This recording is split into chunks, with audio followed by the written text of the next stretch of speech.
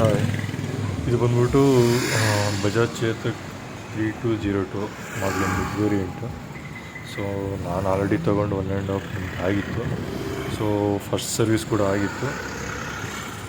ಇದು range test ಮಾಡೋಣ ಅಂತ ನಾನು ಹೋಗ್ತಾಯಿದ್ದೀನಿ. ಸೊ ನೀವೇ ನೋಡ್ತಾ ಇರ್ಬೋದು, 150 ಕಿಲೋಮೀಟ್ರ್ ಫಾರ್ ಚಾರ್ಜ್ ಬರ್ತಾಯಿದೆ.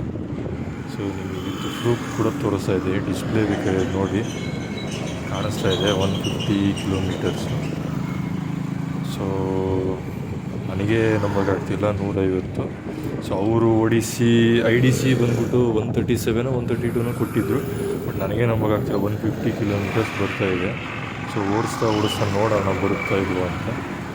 ಸೊ ಮುಂದೆ ಹೋಗ್ತಾ ವಿಡಿಯೋ ಮಾಡ್ತೀನಿ. ಸೊ ಇವಾಗ 150 ತೋರಿಸ್ತಾ ಇದೆ, ನಾನು ಹೋಗ್ತಾ ಇದ್ದೀನಿ, ನೋಡೋಣ.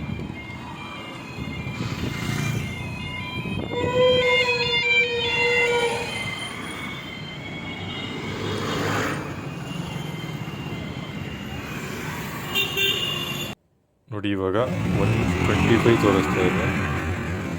ಸೊ ಹಂಗೆ ಹೋಗ್ತಾ ಕಮ್ಮಿ ಆಗ್ತಾ ಇದೆ. ಬಟ್ 150 ತೋರಿಸಿದ್ರಲ್ಲಿ 20 ಕಿಲೋಮೀಟ್ರ್ ಮೈನಸ್ ಆಗಿ ಮತ್ತು 125 ತೋರಿಸ್ತಾ ಇದೆ. ಸೊ 125 ಇವಾಗ ತೋರಿಸ್ತಾ ಇದೆ, ನಾನು ನೋಡ್ತಾ ಇದ್ದೀನಿ, ನೀವು ಕೂಡ ನೋಡ್ತಾ ಇದ್ದೀರ ನೋಡಿ. ಸೊ ಇದು ನನ್ನ ರಿವ್ಯೂ. ಸೊ ನಿಮಗೇನು ಅನಿಸುತ್ತೆ ನೀವು ಕಮೆಂಟ್ ಮಾಡಿ. ನನಗೇನು ನನ್ನ ಗಾಡೀಲಿ ಏನು ಬರ್ತಾಯಿದೆ ಡಿಸ್ಪ್ಲೇಲಿ ಅದನ್ನು ನಾನು ತೋರಿಸ್ತಾ ಇದ್ದೀನಿ.